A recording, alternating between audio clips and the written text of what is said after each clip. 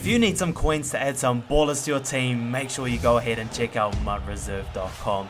Fast service, great rates, no need to rely on pack luck. Get yourself some coins, buy the players you want, use code SPREE at checkout for 15% off. What's going on, everybody? Hope you're all having another fantastic day today. You can call me Spree and welcome back to another No Money Spin episode. We finally did it, boys, for the first time in Madden 21. We finished in the top 100 for Weekend League. It was definitely a grind, but not only did we finish in the top 100, we finished top 50 on PlayStation. I think our final rank was 30th.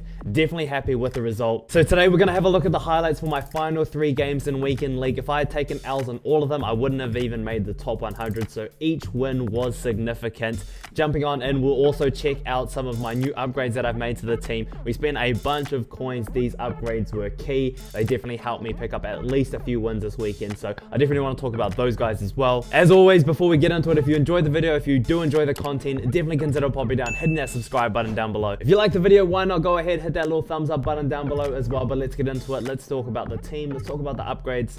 And let's look at how we finished 30th on PlayStation this week for Weekend League. Damn, I was hoping I could show you guys the leaderboard, show you where I finished, but unfortunately I can only see last week's results. Later in the week I'll be able to show you exactly where we finished, but for now I will throw up a screenshot that I took a few hours before Weekend League finished. We were sitting on around 24th, and we did end up finishing 30th, so definitely still did pretty well. Now you may have noticed a few days ago we were sitting on 1.2 million coins. We had bank, but we did spend a chunk to make 3 key upgrades to the team. The first on the offensive side of the ball is going to be this man, Ryan Ramczyk. Now, if you've been following the channel for a while, you'll know I don't put a lot of value into my offensive linemen. If they have abilities, they're going to ball out. If they don't, they're going to get shedded. But looking at this guy, he has really good pass block. Look at that, 95 pass block, a 95 pass block power.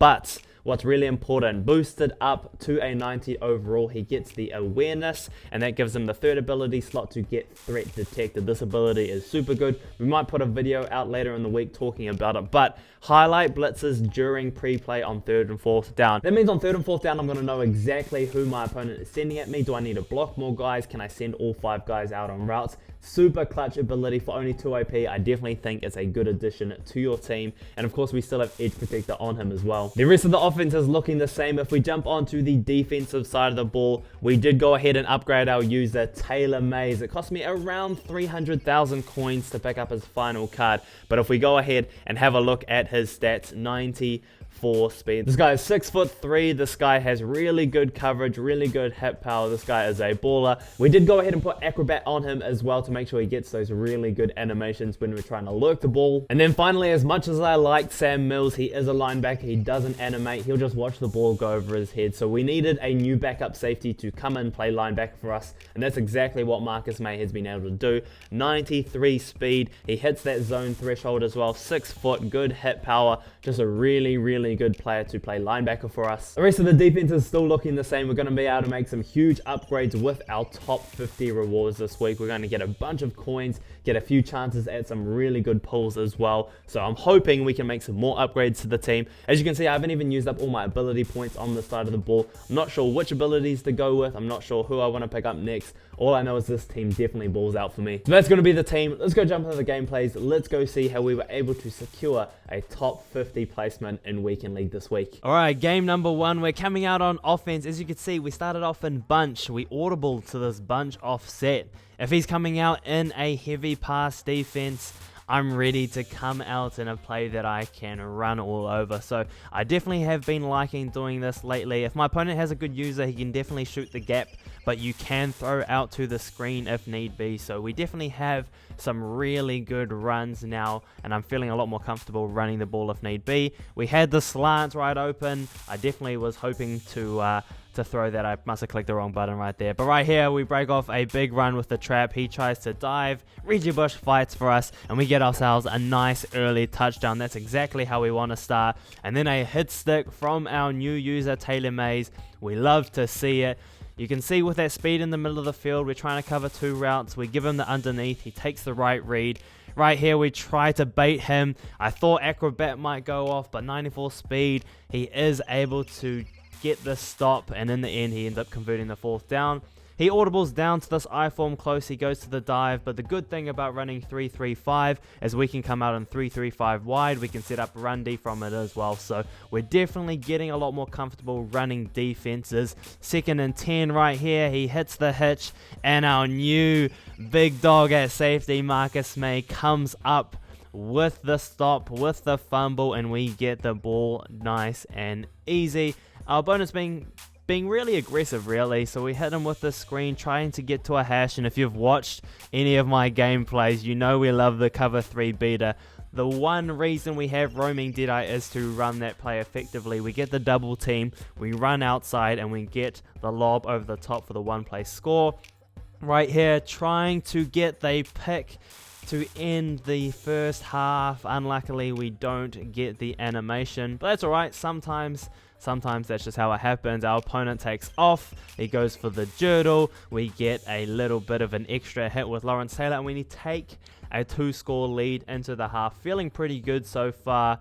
He hits us with the crosser. This is a cover 3 beater. Rod Woodson's a little bit of a turtle back there, and he goes in for the early score. So definitely not how you want to be starting. Our opponent's going back. He's not coming out in his pass defense anymore. He's making sure he's got something that can stop the run as well. So we are able to go ahead and try throw some dots. So we hit the underneath. We hit the out route before. Our opponent makes some good adjustments. So he's setting up for everything. This time we use the wheels from Josh Allen. We're able to get up the field as well. So we're slowly ticking through the quarter, making sure we can convert. We're looking for the wheel. Our wide receiver kind of stops right there. He bounces, but we're able to keep grinding out. We keep able to move the chains right there though. But as you can see, we're chewing through this clock really quickly. He clicks on, and all of a sudden we're in the 4th quarter, and we now have a 2-score lead. That's what you love to see. Trying to bait over the middle. You see Taylor Mays try to be great right there. It's eventually going to happen. Eventually he's going to throw it. And right here, that's exactly what he does. 2.5 minutes to go in the 4th quarter, and my opponent is done just like that. That was win number 20 for this weekend league. 2nd and 6 right here, coming out in game number 2. Always trying to get a feel for what my opponent's trying to do. As you've probably watched a lot in my games, I run a lot of coverage. I don't blitz too many people. I don't man up many guys. I just try to do a few different things to get my opponent, try to keep him off balance. Right here, our opponent is definitely driving. We definitely have to try to get a stop. He rolls out, and we get the stop on 1st down. 2nd and goal right here. Watching the hitches, watching underneath. That could have been a pick. Jamal Adams, I expect more from you, my friend, but that's okay. We'll take it. He goes ahead, runs the option route, gets down to the 1-yard line, and goes for the fullback dive. He was about to animate, and we get the 2nd hit, and we're able to get the stop on the goal line. This place is dangerous, but we're able to get the man beater right there. That gives us a little bit of space. And right here, he's going man. We know we're going to go over the top with Calico. We take a few steps. Acrobat goes crazy and misses the ball. And we're going to take it to the house. What a turn of events from the 1-yard line all the way to score in just a couple of plays. Right here, he throws a really good play right there. That is the flood. It has a good depth to that out route. So that's something I'm going to have to watch out for. Just before the 2-minute warning, he throws a laser, absolutely moving down the field right there. 1st and 10. I'm trying to see what he's trying to do. He gets a nice little playmaker, fights, gets all the way down to the 11-yard line right there. And all we're trying to do right there, I'm taking away the hitch, hoping my middle guy is able to stop right there, and that's exactly what he does. We send a little bit of pressure off this one. We got a good setup with our guy coming free off the edge. That gives him enough pressure to be able to miss throw that ball, and we're going to take a 3-7 lead right there. 3rd and inches. You just saw we set up for the cover 3 beater. You see threat detector at work. We know he's sending a lot of pressure, but I don't try to protect it. I don't try to move the chains. I go for the big play. That is definitely a mistake. That definitely could have come back to bit me. Right there, moving the chains. As you can see, we're slowly working the clock as well, trying to use up as much of the quarter as possible. 3rd and 1 right here. We go for the screen. His guy goes straight out to the flat, so he's in perfect position to stop the screen. And we actually have to settle for 3 right there. So not the best drive, but we did use up a little bit of clock. First play of my opponent's drive. He rolls out. He rolls out, he gets hit-sticked, baby, and we're able to force the fumble right there. That is a huge play in the game, absolutely huge. And in this particular play, you'll see we try to motion over the slant and get a good opportunity to get him past the one step ahead, but he gets caught up and ends up blocking, so we don't have quite the reads that we're looking for. In the end, we have to settle for 3. Our opponent's looking for a lot of things right there. We only sent a couple of people. We've got the spy. We get the sack, so we're taking our time. Our coverage is really good at the moment. 3rd and 10. This time, only sending 2 guys again. What we're trying to do, look, we bait him. We look like we're coming down. That should have been a pick. Where's my pick, baby? 2nd and 10. He tried it once. He tried it twice. He's going to try it again. This time, Taylor Mays with the lurk. He actually wants to try to be great. Look at him fight and fight and fight, but we end up going down, and we're going to get ourselves a 21st win of Weekend League. So as you can see, our opponent comes out and our man runs the QB draw. He's got himself a Vick. He's got himself a Lamar Jackson. It is tough to stop this. Whenever you're coming against a guy that runs the ball, you need to be able to force them to pass the ball. And right here, even though we're doing a good job so far, we're not able to do too much. Right here, we run commit, trying to catch him out, seeing if I could lurk him by kind of going to the one read that he had. In the end, yeah, not a good play. Right here, I was definitely going to the running back. I thought he'd get separation. I definitely didn't throw it to the running back, though, and I throw it to Calico. We throw a pick. We have given up 7, and we have already done something dumb. So that's not what we want to do right there. Our user tripped up as well. We need to find some defense. I thought we had him. That could have been a 5-10 yard loss. Unfortunately, Lawrence Taylor unable to make the play. And you can see our opponent's just eating up the yardage. 3rd and 14 makes it a bit more manageable. Trying to throw a dot, and what can we see? He throws it straight to Deion Sanders. So at this stage, I know if we can stop the run, we know we will be able to make some plays, and we will be able to force him to turn the ball over. So not what we want to see right here. 2nd and 19.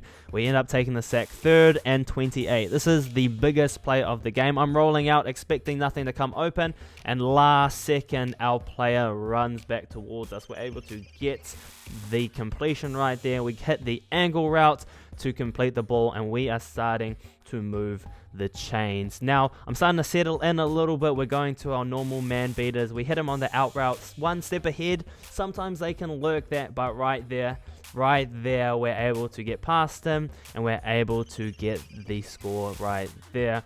Trying to switch up our defense. We don't want to make it easy for him. He has this play, and we got to be better as a user in general. If he comes out and decides to try run to the left, we need our user to go out there. So that's got to be my responsibility. He has so much open space when it goes that way. Got to force him the other way to where we have all of our players. We should have had another pick. Our opponent is not comfortable passing the ball. Right there, he throws a laser, an absolute laser. And I'm going to give him credit because that was a hot one as well. He ends up able to get 3. So not exactly how we want to be playing, but we're going through our reads. We're having guys open when he is running this man coverage. We just need to take our time moving down the field. Right here, we have the slants open.